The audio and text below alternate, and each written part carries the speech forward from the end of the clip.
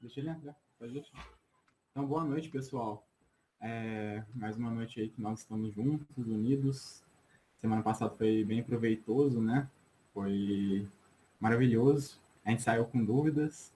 Acho que continuamos com as dúvidas, né?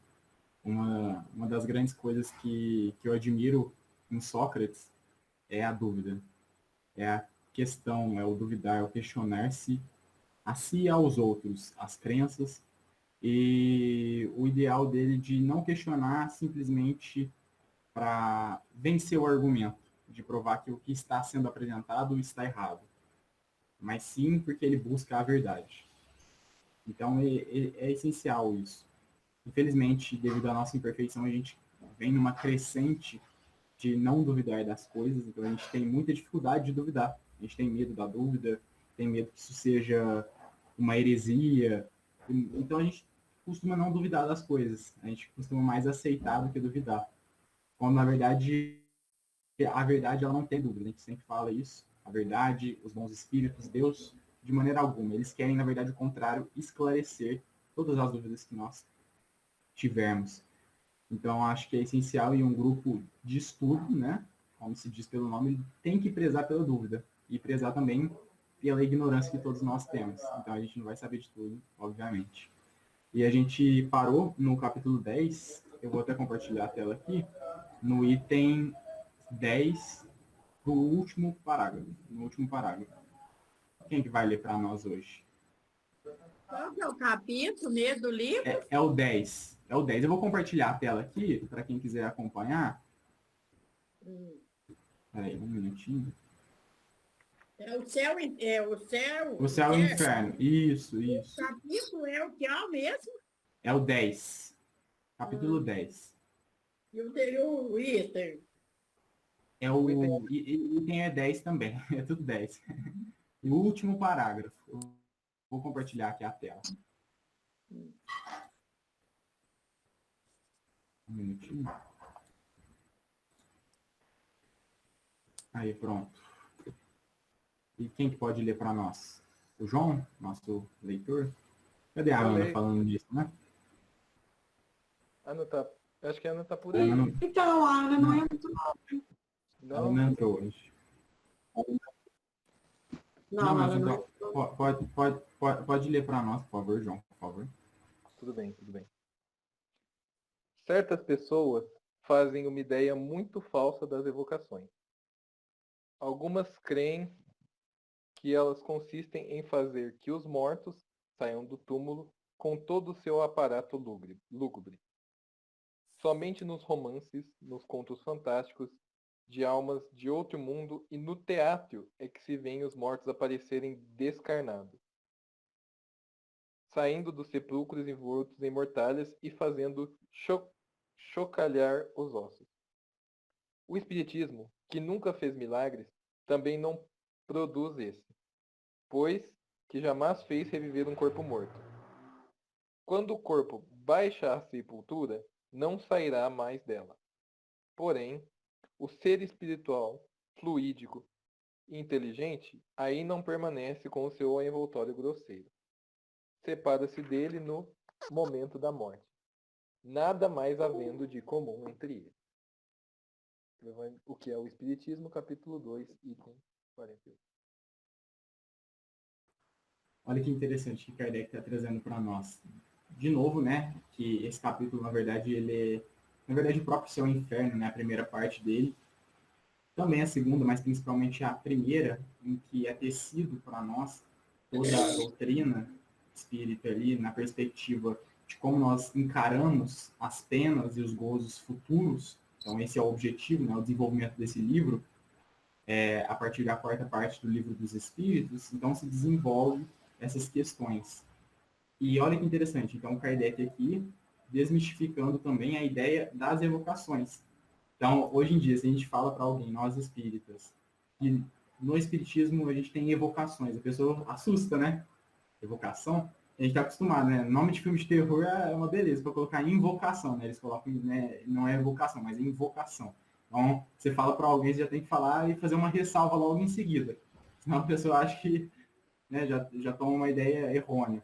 Porque a gente tem muito no nosso inconsciente coletivo essa ideia, até para o próprio espírita, eu confesso que quando eu ouvi pela primeira vez eu fiquei deslumbrado. Como assim? O que é isso? Né? Porque não é muito comumente falado, como a gente já discutiu em outra reunião também, a gente se debruçou um pouco sobre o tema, então não é muito discutido.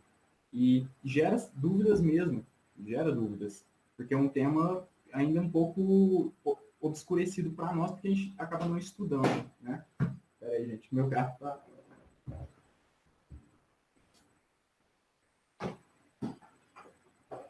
Aqui, tá querendo participar do estudo.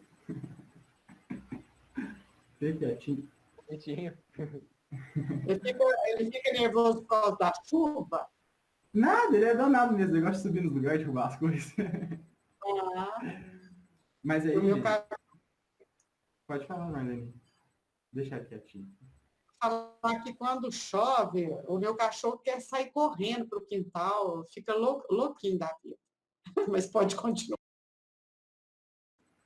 Mas é muito interessante isso, né? Porque, então, Kardec e o Espiritismo, ele faz essa divisão, que é essencial, né? A base do Espiritismo é essa divisão, que é qual?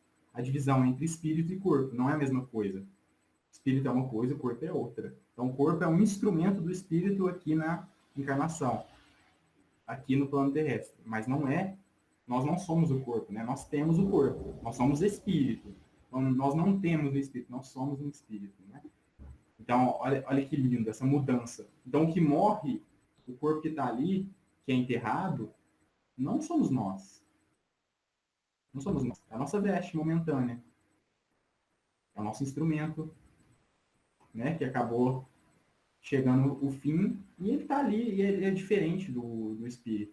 Então, o espiritismo ele faz essa divisão linda, que é saber que a vida continua através da vida do espírito. Então, quando a gente faz uma evocação, não tem nada a ver com aquele corpo que está lá. A partir do momento do desencarne, aquele corpo já não representa mais nada.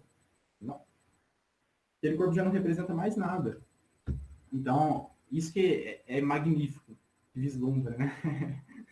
Ele está aqui, gente. Vocês não reparam não que ele é danado. Mas e aí, o que vocês querem comentar? Vitor, Essa observação. Oi, pode falar, Luciane, pode falar, bem. não, Marlene, pode falar. Não, eu ia fazer uma pequena observação assim, que nós, espíritas, às vezes a gente pronuncia inadequadamente. Você fala, porque meu espírito, porque meu espírito. Não é meu espírito. Eu sou o espírito. A gente teria que falar meu corpo, né? Porque eu sou espírito, não é? E você passou por isso aí, você falou isso. Pode falar.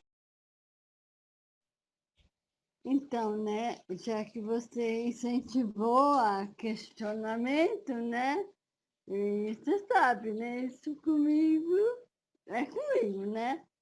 Vou lembrar aqui uma passagem da Bíblia que fala que quando Jesus morreu, houve uma espécie de terremoto e os túmulos se abriram e os mortos ressuscitaram. À vista do que Kardec falou aqui, isso não foi possível. Não havia possibilidade de pessoas mortas ressuscitarem do seu túmulo em corpos novamente carnais, porque nós sabemos que a partir do momento de desencarne, ela só vai ressurgir, reencarnar novamente no outro corpo, nascer, crescer, não é? Então, aí vem o cuidado de tudo que a gente lê, procurar uma explicação lógica. Não ir acreditando facilmente, nossa, todo mundo viu. Mas o que realmente foi visto? O que realmente aconteceu? Não é? Estou citando isso como, né, a gente pode ouvir uma coisa, então, duas ideias diferentes não vão habitar o mesmo lugar. Isso é física, não é? Então, a importância de duvidar.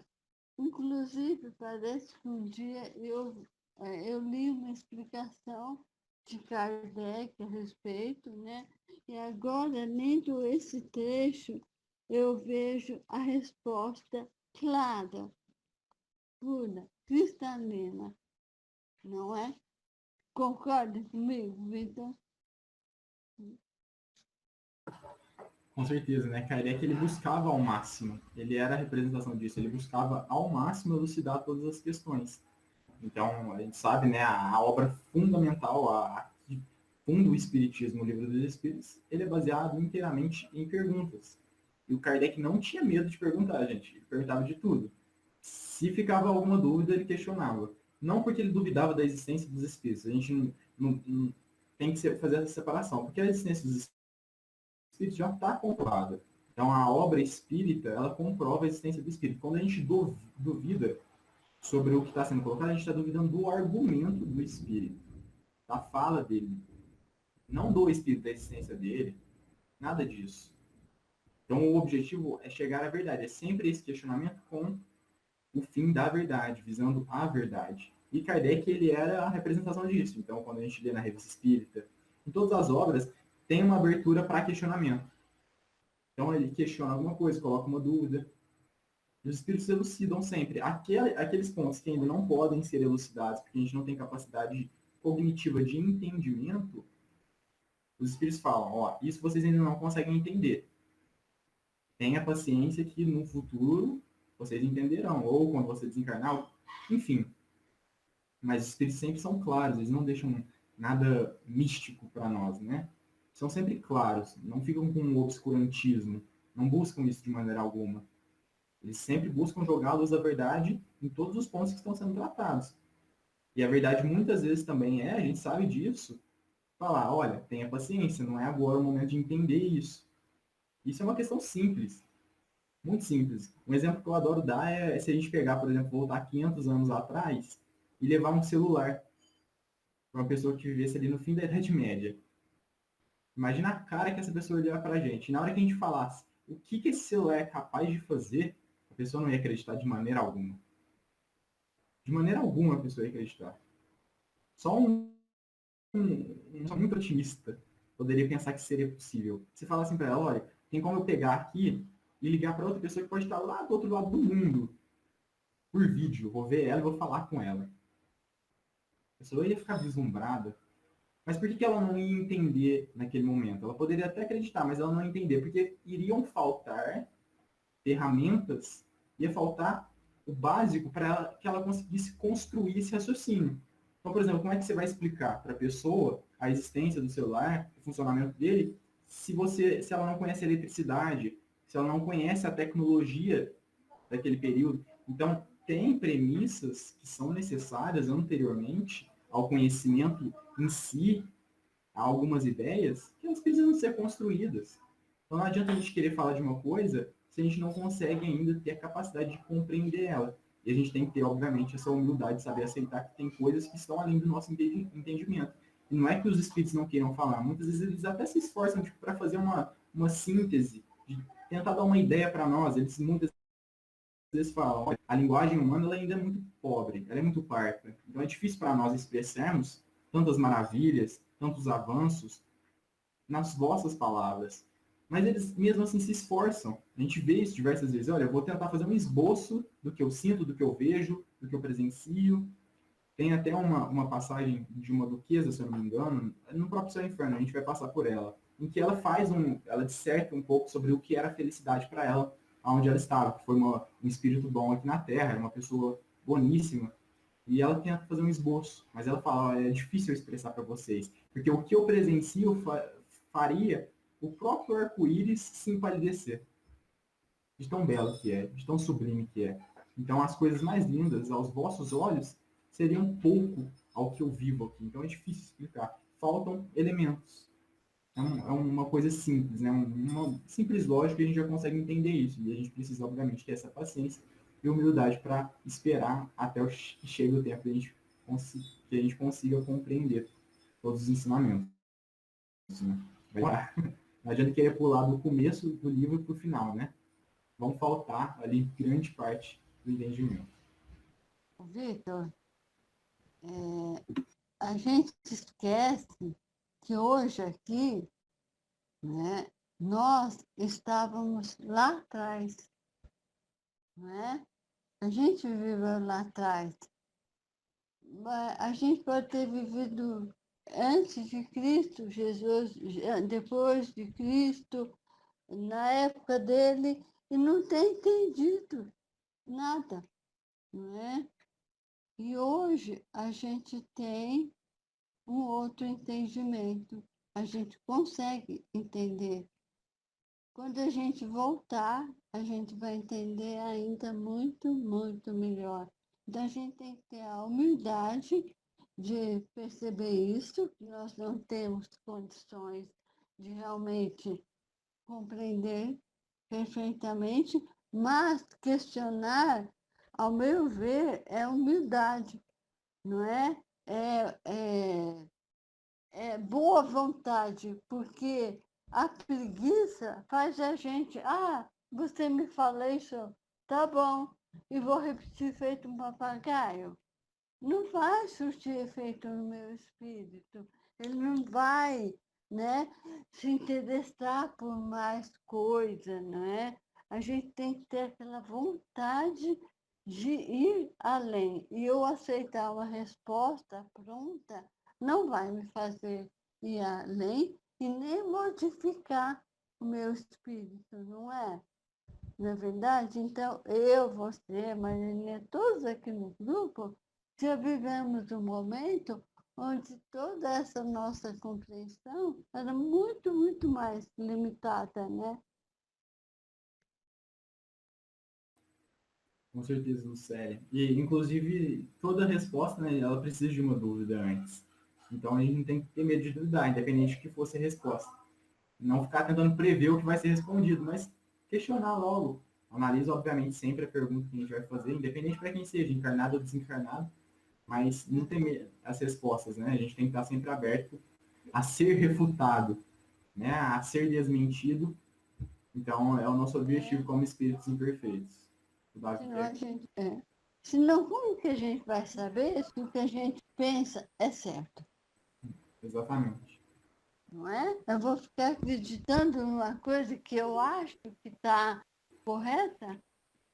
Então, se eu não questionar e ter realmente essa coragem, o outro vai me dizer, eu vou pensar falando, que engano que eu estava, né, defendendo, né? Exatamente. Os dois lados, né? E, Lucélia, a gente tem que ter a postura da criança, né? Pode ver que criança não se contenta, eles querem ficar perguntando, e perguntam. Enquanto eles não entendem, às vezes o adulto não tem nem paciência, né? Mas é a postura da criança que a gente teria que ter, né?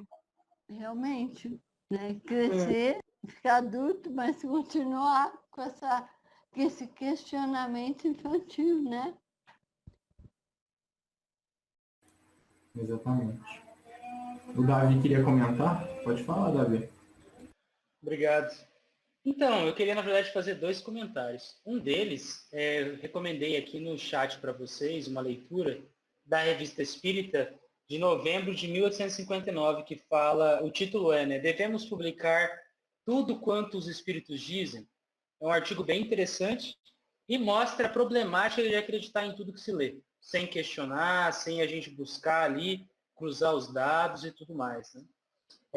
Inclusive, a problemática de estudar coisas e simplesmente acreditar nelas sem ter o conhecimento prévio que nos facilite a discernir o joio do trigo.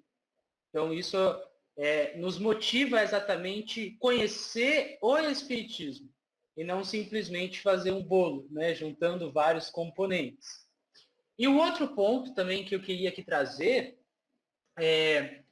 na leitura que o João fez para a gente encontra a seguinte passagem. Ó. O Espiritismo que nunca fez milagres também não faz esse, pois que jamais fez reviver um corpo morto. O espírito fluídico, ou o ser espiritual fluídico. A gente acabou de estudar aqui acima que quando a gente pensa em fluido, a gente pensa em matéria, certo? Mas aqui a gente pode estar, aí eu trago aí como uma questão e também como um apontamento, mostrando a importância da leitura atenta, né? Porque é bem possível que o emprego desta expressão aqui está sendo muito mais no sentido de senso comum. Se a gente pesquisar aqui no Google, fluídico, a gente vai ler que não se pode apalpar, impalpável, intangível. Então, a questão, né, e pelo menos a forma que eu entendo o emprego deste termo aqui agora, é no sentido do espírito, o espírito mesmo, né, não estou falando de perispírito, não se tornar palpável, ser exatamente não mais uma expressão da matéria, ok? Então, é importante que a gente aí faça essa distinção. E aí, é isso mesmo? Eu, assim, de primeira mão, eu concordo com essa interpretação. Eu acho que, na verdade, Kardec não está utilizando o termo fluídico aqui com a mesma maneira que ele trata em outras partes de sua obra. Então, quando ele vai falar do tema que a gente discorreu na semana passada, dos fluidos que são matéria, né? Então, não é sobre isso. Mas eu entendo, na verdade, exatamente como o Davi trouxe, naquela ideia de que é algo mais tênue, tá certo? Estou tentando buscar a palavra, mas algo que é menos material. Então, seria o fluídico, aquilo que é intangível, o próprio que trouxe. Então, um espírito diferente do corpo físico. De primeira mão, é o que eu entendo, não vejo que ele esteja falando do perispírito, até porque ele, logo em sequência, ele coloca o adjetivo inteligente, né? Então, a gente sabe que o perispírito não é inteligente, quem é inteligente é o espírito. Então, o perispírito é somente matéria. Poderia também ser ele tratando o fluídico como, né, ali colocando o termo que representa o perispírito, mas eu imagino que seja mais como o Davi trouxe também. Então, o fluídico com uma outra denotação, que é uma importância que a gente tem que ter também na leitura, saber interpretar o contexto dela, né? Então, a gente sabe, obviamente, que Kardec, de maneira alguma, cometeria um erro tão crasso como esse, né? De colocar o fluídico ali que ele trata no resto da obra como matéria, junto com uma característica do espírito, que ele próprio mostra que não consegue definir o espírito, que a gente não consegue definir o espírito. E a melhor resposta que nós temos, né, que os espíritos dão, é que é um clarão, uma chama, algo do gênero. A gente não consegue definir ainda o que é espírito. O próprio Lamennais, lá no livro dos médiuns, quando ele vai tratar sobre isso, ele fala, olha, da mesma maneira que vocês se debruçam para tentar entender o espírito, nós fazemos o mesmo aqui com o espírito. Então, eles, desencarnados, buscam entender o que é o espírito. Tal dificuldade. Então, imagina para nós, temos dificuldade em entender o perispírito, que é matéria. Então, imagina entender aquilo que não é matéria. Que é algo diferente de tudo que a gente conhece. Porque tudo que a gente conhece, gente, é matéria. Com exceção, obviamente, das ideias. Mas, enfim, a gente conhece a matéria. Então, algo que escape disso é muito difícil para a gente tentar ter uma simples noção. Muito, muito difícil. Então, muitas vezes, se a gente tenta definir de alguma maneira, a gente acaba caindo em um erro. Então, por isso que Kardec não fecha essa questão, ele deixa em aberto, porque a gente não consegue definir. Muitas vezes os espíritos desencarnados não conseguem também, que é uma dificuldade deles, né? Óbvio, a gente sabe, não é porque o espírito está desencarnado que ele tem toda a ciência, o próprio Kardec coloca isso, Davi colocou um ponto, assim, fantástico, né? A gente tem que ter essa sobriedade de saber falar, não sei, quando é um tema que a gente desconhece. Então, se alguém pergunta alguma coisa, por exemplo, se alguém chegar para mim e perguntar uma questão médica. O que você acha dessa questão médica? Desse tratamento ou daquele outro, Vitor? Não sei. Não conheço, eu nunca estudei. Então, poderia até dar uma opinião, mas seria uma opinião falaciosa, porque eu desconheço. Não tem nenhuma base para argumentar sobre isso. Então, a gente tem essa sobriedade também de dizer não sei para muitas coisas, né? Eu, particularmente, não sei qual a opinião do grupo, mas eu penso que nesse termo, quando ele está utilizando fluídico, não é com o mesmo significado que ele utiliza normalmente dentro da obra, né? Que definiria matéria. Então, acho que, na verdade, é só um adjetivo que ele está dando, que seria intangível, algo mais quintessenciado, né? Alguém quer comentar sobre isso? Comento que concordo.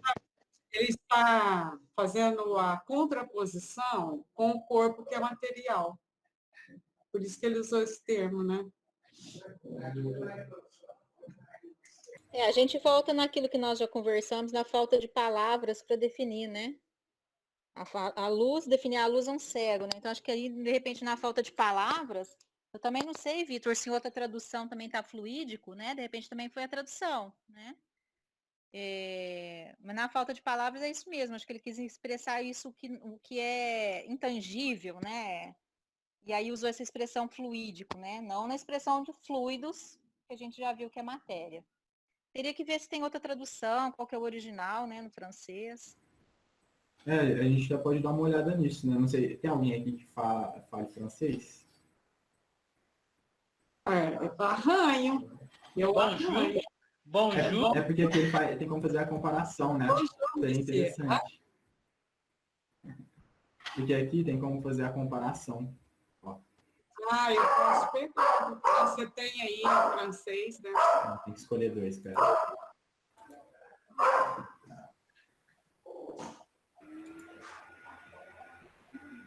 Ó.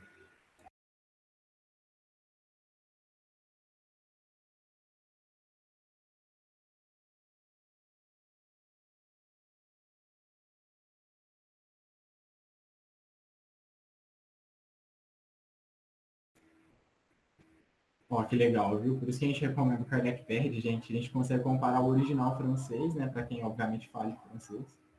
Mas olha que interessante. Então, aqui é o original da obra de Kardec, né? Aqui é o termo que ele usa é fluídique, né? Eu não conheço francês, mas eu imagino que fluídique seja fluídico, né? A gente pode até jogar no dicionário aí, no Google Tradutor, mas, né, talvez possa não ser a tradução mais nada. Porque a gente sabe, tradução é um negócio complicado, né? Tem aquele famoso ditado, né?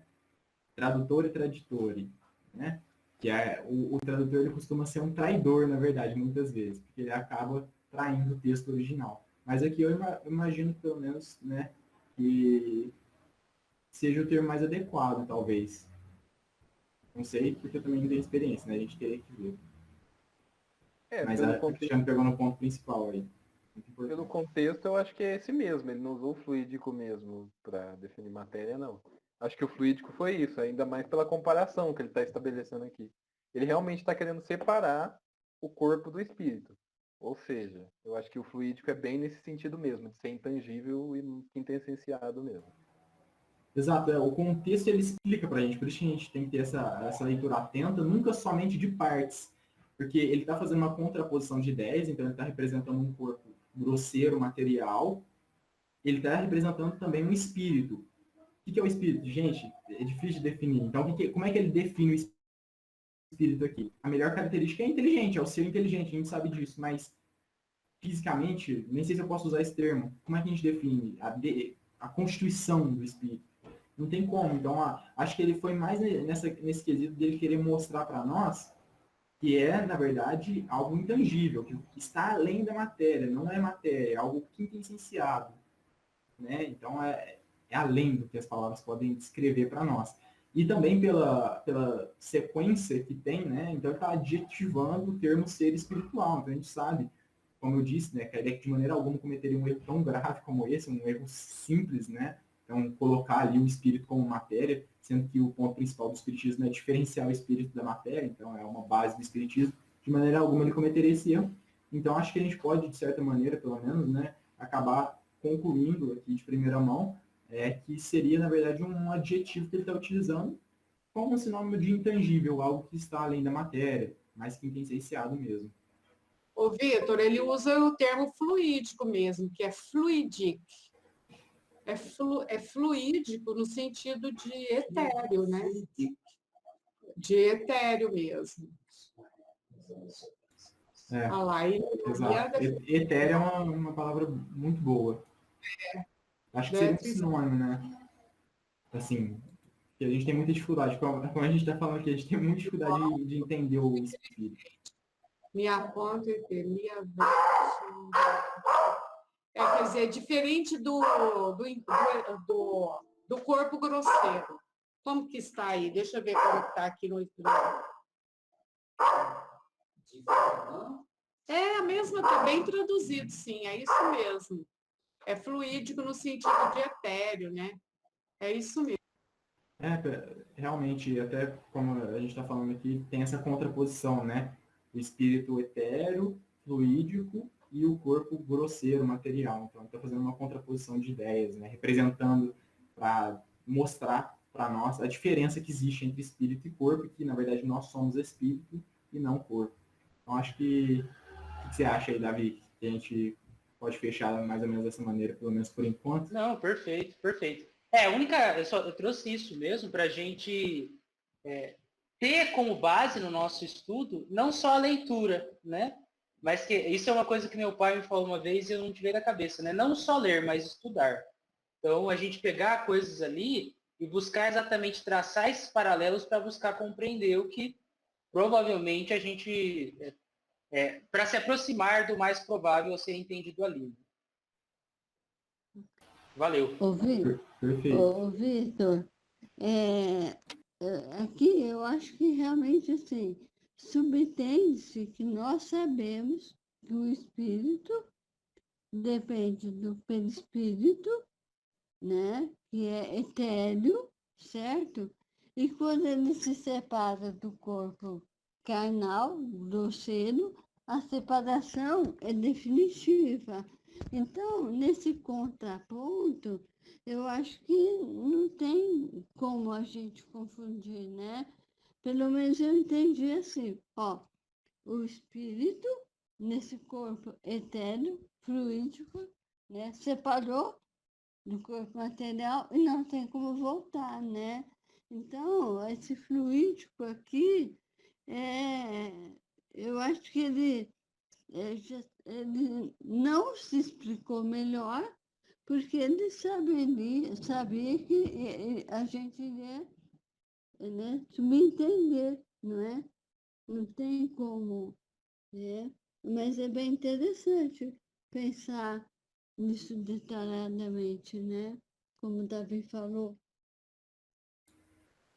E esse é o objetivo nosso, né, de estudar em grupo, é exatamente isso, de fisgar aquilo que sozinho a gente não fisga, né? Então a gente consegue enxergar pontos, é o estudo mais minucioso, esse é o objetivo do estudo em grupo.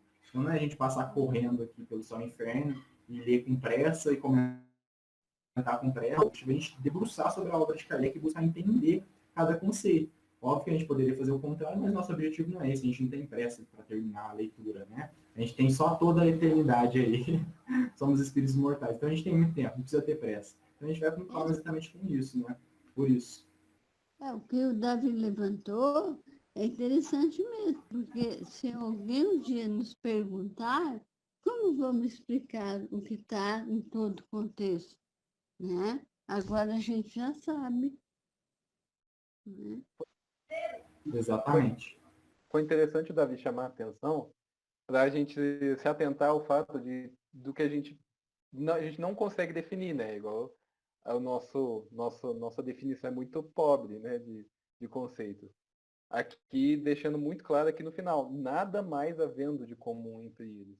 Ou seja, o que a gente faz, a ideia que a gente tem de espírito, é uma ideia, pode até ser muito próxima, mas entender de verdade só do outro lado, e olha lá, se a gente entender.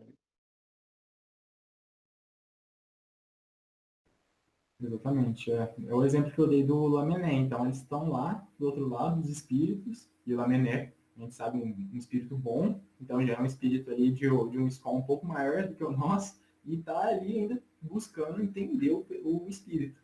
Então, acho que é uma dificuldade, obviamente, é um ponto principal da doutrina espírita, né? A gente traz essa desmistificação, que é os espíritos não sabem de tudo. Eles sabem daquilo que eles já estudaram, daquilo que eles conhecem. E por isso que a gente tem que tomar muito cuidado com as respostas dos espíritos, porque muitas vezes, na verdade sempre, né, o espírito que quer responder tudo de todo o assunto é um espírito pseudo-sábio. Então ele quer mostrar que ele entende tudo, então ele quer responder sobre todos os assuntos, todas as perguntas e dar o pitaco dele ali, mesmo ele não sabendo do que se trata. E aí a gente acaba caindo em erros e vai ao encontro, na verdade, né, com o textinho que o Davi mandou para nós, do lado da Revista Espírita. Então, devemos publicar tudo o que nos dizem os espíritos? E a resposta, gente, assim, sintética é não. Não. Assim como a gente não publica tudo que os homens escrevem. Mas é isso, e acho que isso que é magnífico e é difícil, pessoal. A gente tem que dar muito valor para esse grupo de estudo, aqui nosso, porque é difícil a gente encontrar um grupo de estudo que estuda com tanto carinho a obra, estuda visando ali cada detalhezinho, cada palavra, o contexto, tudo isso, e buscando entender bem devagar mesmo, com cuidado a obra. É difícil, é difícil. Muitas vezes a gente passa corrido, dá uns pitacos e vai, mas a gente tem que dar muito valor para esse tipo de grupo de estudo. São os mais importantes, em que se tem afinidade e que se tem um bom produto no fim do estudo. Então a gente consegue absorver bem cada vez mais. E assim, eu acho que a gente, quando passa o olho, a gente pode não dar nada para esses trechos. Não dá nada. Mas quando a gente estuda em grupo, como é rico, como a gente volta em outros conceitos que a gente não entendia muito bem, elucida eles, descobre coisas que a gente não sabia antes, relaciona com outras partes da obra de Kardec. É magnífico, assim, é a beleza do grupo de estudos, né? Maravilha. Ô, Ô, Vitor, Vitor. Ô, desculpa, Lucélia. não, por favor, Não, Cristiane. ia só voltar nisso que o Davi falou a respeito se deve, e que fez o trechinho, aí se deve publicar tudo que os espíritos falam, né? Eu entrevistei o Geraldo Campetti, que é o vice-presidente da FEB, e ele também é presidente da editora, né? Da FEB Editora. Então ele estava contando, gente, que chega para eles lá analisarem centenas de livros por mês. Pseudo-psicografados, né? E ele falou que é cada absurdo que, porque eles não publicam nada sem revisar, sem, né? E ele falou que é cada absurdo que chega que a gente não tem nem ideia. E que esses tempo atrás ele recebeu, uma médium mandou para ele um e-mail falando assim que ela ia mandar uns livros que tinham sido recebidos por um espírito muito superior, mas que o espírito tinha falado que não podia revisar, que tinha que publicar do jeito que ele ditou, né? Então só aí já percebe. Então ele falou assim que tipo, ele deu uma estimativa lá, parece que chega a 400, 500 livros por ano. Ele consegue publicar acho que 10, 5, sabe? Ele falou que não chega a 5, 2%.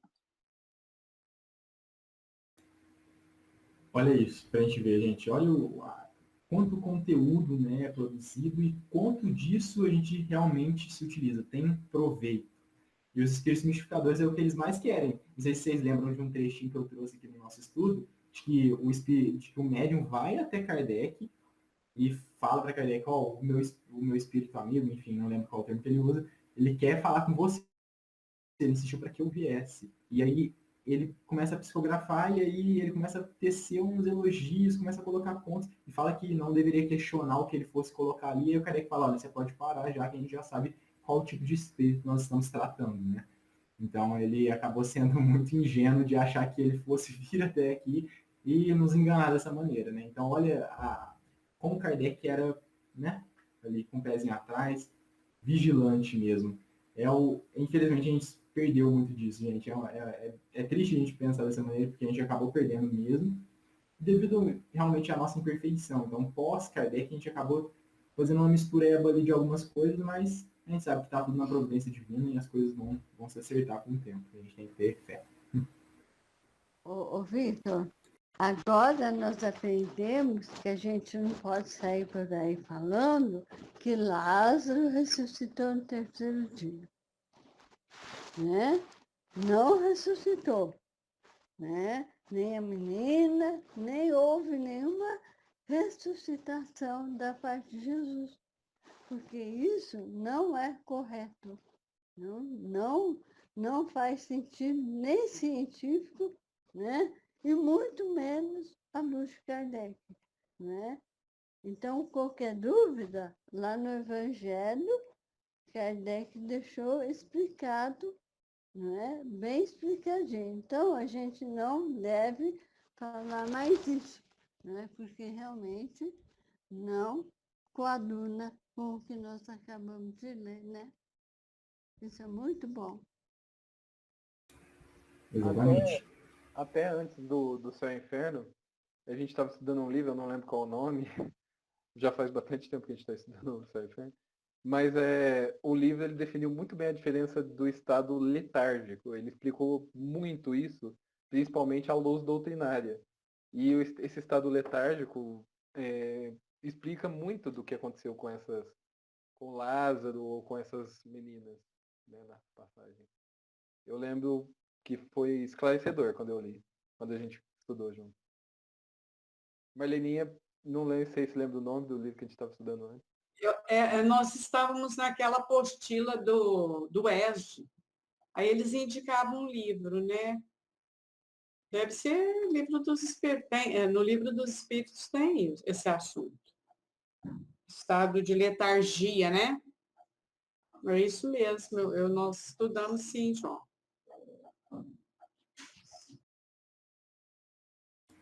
Eu mandei aqui, pessoal, até um trechinho que Kardec fala, eu acho interessante a gente ler, que vai também ao encontro do que o Davi trouxe.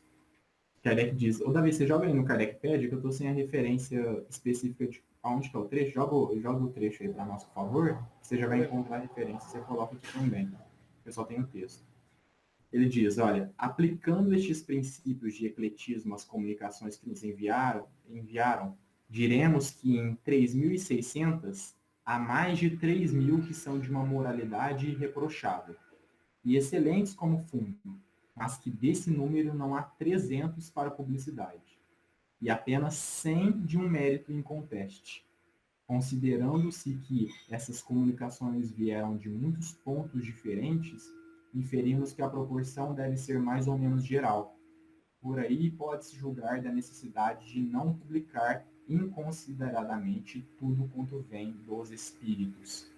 Se quisermos atingir o objetivo a que nos propomos, tanto do ponto de vista material, quanto do moral e da opinião que os indiferentes possam fazer do espiritismo. Resta nos dizer algumas palavras sobre os manuscritos ou trabalhos de fôlegos que nos mandaram, entre os quais, de 30, encontramos 5 ou 6 de real valor. Então, olha a criticidade desse homem, gente. De 3.600, ele encontrava 100 que, assim, era de uma moral inconteste que ele talvez poderia publicar. A gente sabe que ele não publicou tudo que ele recebia, de maneira alguma. Então, olha o cuidado, que maravilha. E o próprio Kardec tem um texto também, né, em que ele diz que muitas vezes, se publicar aquilo que não é benéfico ao espiritismo, pode ser, na verdade, mais um desserviço do que um serviço à doutrina. Então, quando se publica aquilo que, ao invés de auxiliar, que ao invés de propagar a verdade doutrinária, os conceitos corretos, bem estabelecidos, que diz mentiras, enfim, falácias, cria um misticismo ali, ele está prestando, na verdade, um desserviço para a doutrina. O próprio Kardec escreve isso, eu posso enviar para vocês aqui a referência. Mas é essa criticidade, essa necessidade da dúvida. Então, é um estado que a gente, de maneira alguma, pode prescindir. A gente tem que ter ele como amigo. É o que René Descartes, né, o grande filósofo René Descartes, que inspirou muito Kardec, dizia: a dúvida metódica, duvidar até onde não há dúvidas. Questionar, saber questionar, com bons fins, em busca da verdade. Então, olha que interessante. E o Espiritismo é a congregação de tudo isso. É o produto da dúvida. É o Espiritismo. Então, muito bem, Kardec poderia ter observado todos os fenômenos e falado, ó, isso aí deve ser tudo alguém que está inventando, deve ser tudo mentira, e seguisse a vida dele ali. Mas não, ele resolveu questionar. Peraí, será que isso que os acadêmicos da minha época estão dizendo é verdade? Será que não é nada? Será que não tem nenhum valor essas comunicações? Será que é tudo mentira? Ele questionou. Então, todos os primeiros passos, todos os nossos movimentos, eles partem de dúvidas. E a gente pode ter certeza que se, durante a história, os homens não tivessem questionado, nós não estaríamos onde nós estamos hoje. Então, onde nós estamos é produto da dúvida, é resultado da dúvida. E tomara que seja assim para todos sempre, né? Cada vez mais. Que é só assim que o progresso chega, é duvidando, questionando. Alguém quer comentar mais alguma coisa? Ô, Vitor, hoje em dia existem muitos palestrantes, e, inclusive, né, de respeito, de conhecimento, mas às vezes eles também, né, inadvertidamente colocam certas coisas que a gente tem que pensar. Não é só porque ele é muito, né, tem muito conhecimento, é um palestrante muito famoso, que se ele colocar uma verdade, entre aspas, uma explicação assim, né, extraordinária, que a gente deve achar que ponto final. Não é bem assim, não é? A gente tem que analisar. Hoje em dia, tem palestrante que vem falar que Beltrano é a encarnação de Ciclano. Oh, peraí, quantos espíritos disse isso? Um daqui disse, o outro de lá disse, ou só para ele? Peraí, ó, ele pode ser, né, a última batatinha do pacote, mas Kardec questionava tudo, não é? Nós também temos que fazer isso, com devido respeito à pessoa, é lógico, não é? Sempre respeitando, mas questionando. Peraí, não vou passar para frente, eu não sei se isso realmente é verdade, porque isso aqui é uma resposta muito importante. Eu não posso passar isso para frente.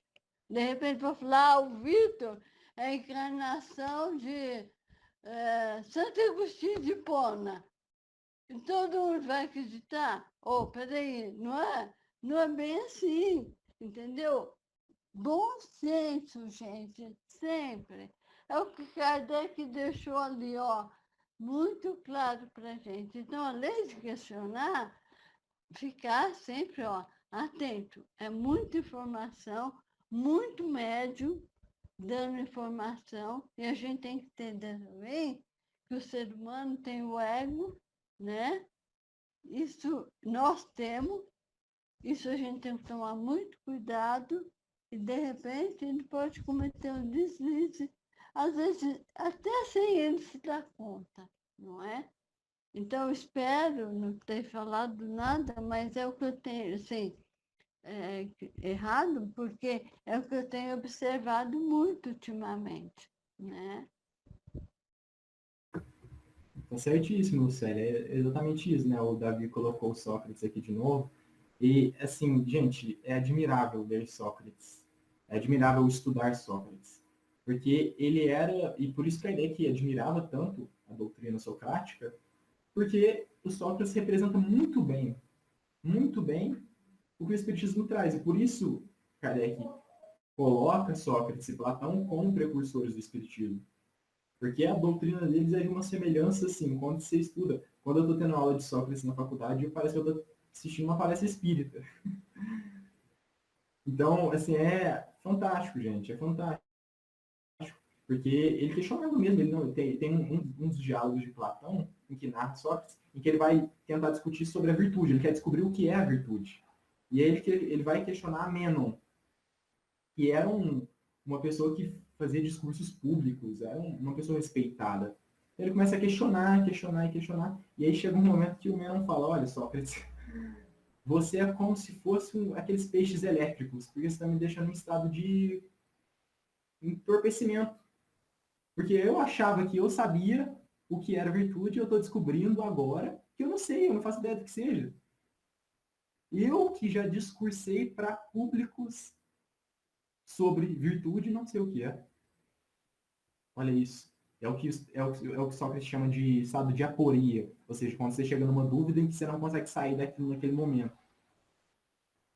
Então ele fala, olha, eu também, Mênon, eu também estou nesse estado. Eu não estou só te levando a ele. Então o objetivo de Sócrates, pessoal, e isso é muito sublime, o objetivo de Sócrates nunca foi questionar para mostrar que o outro estava errado.